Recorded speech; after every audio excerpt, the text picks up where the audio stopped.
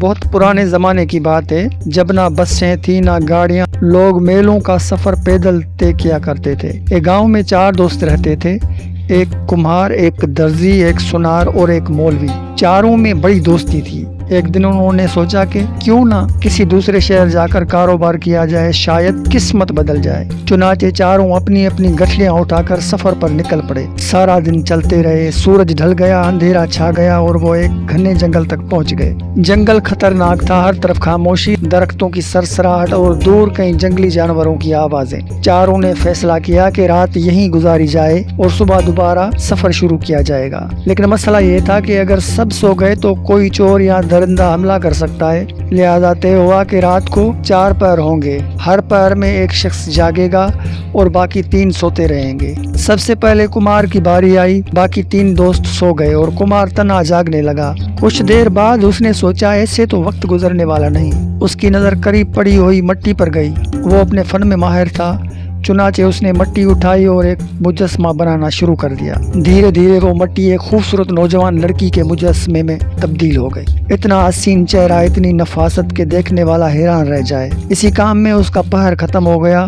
اس نے درزی کو جگایا اور خود سو گیا۔ درزی نے آنکھ کھولی تو سامنے خوبصورت لڑکی کا مجسمہ دیکھ کر حیران رہ گیا۔ وہ بولا، واہ کمار، تو نے تو کمال کر دیا۔ پھر اس نے سوچا میں بھی اپنے فن سے اسے مکمل بناتا ہوں۔ اس نے اپنی گٹھلی کھولی، سوئی دھاگا نکالا اور کپڑے سینا شروع کر دیے۔ کچھ دیر بعد اس نے خوبصورت لباس تیار کیا اور مجسمے کو پہنا دیا۔ اب وہ مجسمہ پہلے سے کہیں زیادہ حسین لگنے لگا۔ یوں درزی کا وقت بھی پورا ہو گیا۔ اس نے سونار کو جگایا اور خود سو گیا۔ سونار نے جب وہ منظر دیکھا تو دنگ رہ گیا۔ وہ بولا، یہ تو کسی شہزادی جیسی لگ رہی ہے۔ پھر اس نے سوچا اگر زیورات پہنا دوں تو اس کی خوبصورتی میں 4 چاند لگ جائیں گے۔ اس نے اپنی گٹھلی سے سونا نکالا، جھمکے بنائے، ہار بنایا، کنگن بنائے، ناک کا کوکا بنایا اور ایک ایک کر کے وہ سب زیورات مجسمے کو پہنا دیے۔ اب وہ مٹی کی مورتی نہیں بلکہ کسی دلہن جیسی لگ رہی تھی۔ اسی دوران سونار کا پہر بھی ختم ہو گیا۔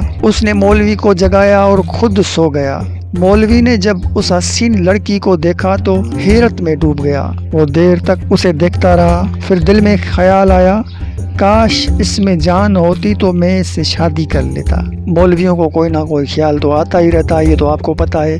یہ سوچ کر اس نے دعا کرنا شروع کر دی، وظیفے پڑھنے لگا، اللہ کے حضور گڑ گڑانے لگا۔ رات گزرتی گئی اور پھر جیسے ہی صبح ہوئی اچانک وہ مجسمہ ہلنے لگا۔